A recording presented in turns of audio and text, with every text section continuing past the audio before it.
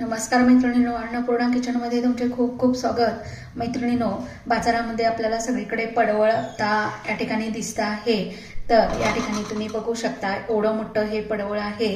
तर आज आपण पडवळाची भाजी कशी बनवायची, पडवळाची भाजी करण्यासाठी या ठिकाणी लागणारं साहित्य आहे। या ठिकाणी मी एक पडवळ घेतलेला आहे, पण मी एका वेळेला एवढं मोठं पडवळ वापरणार नाही, यातलं अर्धा पडवळ घेणार आहे।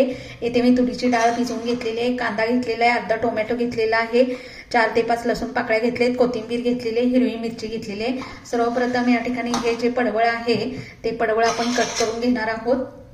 तर मी अर्धाच भाग घेतलेला आहे, याचे पुन्हा 2 भाग करायचे आहेत आणि याला मधून अशा पद्धतीने चिरून घ्यायचा आहे। त्यानंतर यामधला जो बियाचा भाग आहे तो काढून टाकायचा आहे, अलगद निघतो हा भाग। याला काही फारसं कष्ट करावं लागत नाही, अगदी बोटाने जरी काढला तरी पटकन निघून जातो। आणि पुन्हा याचे एकदम छोटे छोटे असे काप करून बारीक चिरून घ्यायचा, याला एकदम पातळ चिरून घ्यायचं।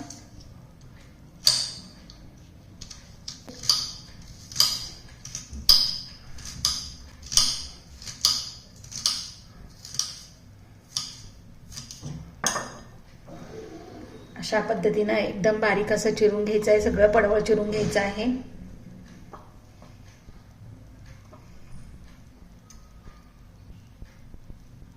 इथे गॅसवर एक कढई ठेवलेली आहे, त्यामध्ये मी याला एक पळी तेल घालत आहे। तेल गरम झाल्यानंतर याच्यामध्ये मी थोडेसे जिरे घालत आहे। जिरे तडतडल्यानंतर यामध्ये मी हिरवी मिरची या ठिकाणी घालत आहे।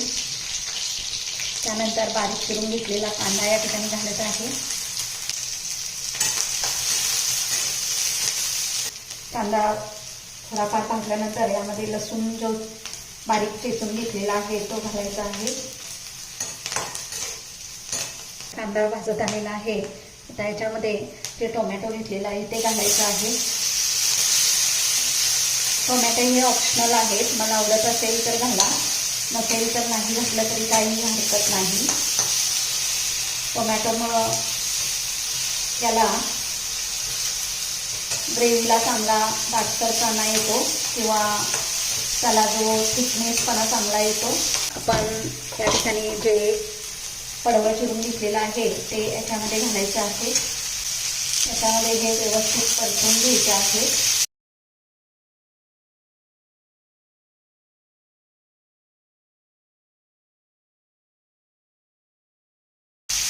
आता गॅसची फ्लेम मिडियम ठेवायची आहे, चवीनुसार मीठ घालायचं आहे। मीठ घातल्यानंतर याला चांगलं परतून घ्यायचं आहे। आता याला मीठ घातल्यानंतर पाणी सुटायला लागतं, शिवाय पडवळामध्ये सुद्धा या ठिकाणी पाणी असतं, आमचं पाणी असतं, त्यामुळे ते सुटायला लागतं। तर त्यावरती त्याला शिजवून घ्यायचं आहे। त्याला झाकून ठेवून 5 मिनिटं, तर ते बघू शकता आपलं पडवळ आहे ते अगदी चांगलं मऊ झालेलं आहे। त्याच्यामध्ये आपण जी तुरीची डाळ भिजवून घेतलेली आहे ती घालायची आहे।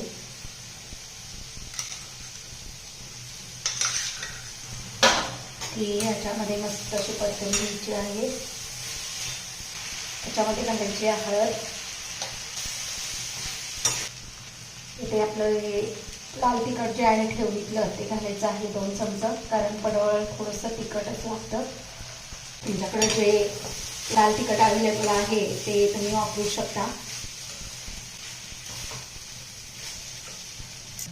येथे 1 चमचा भाजलेल्या शेंगदाण्याचं कूट घालायचं आहे।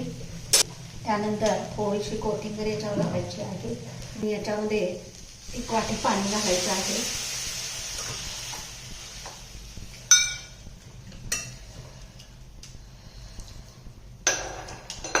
आणि याला शिजवून घ्यायचं आहे।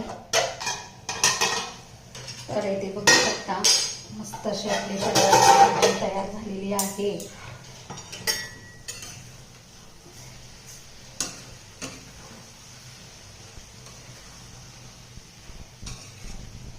तर इथे मस्त अशी आपली ही पडवळाची भाजी तयारी झालेली आहे. अशी ही साधी सोपी रेसिपी पडवळाची तुम्ही करून पहा आणि कमेंटद्वारे मला सांगा आणि माझ्या चॅनलला लाईक, सबस्क्राईब आणि बेल आयकॉनवर बटन दाबायला विसरू नका.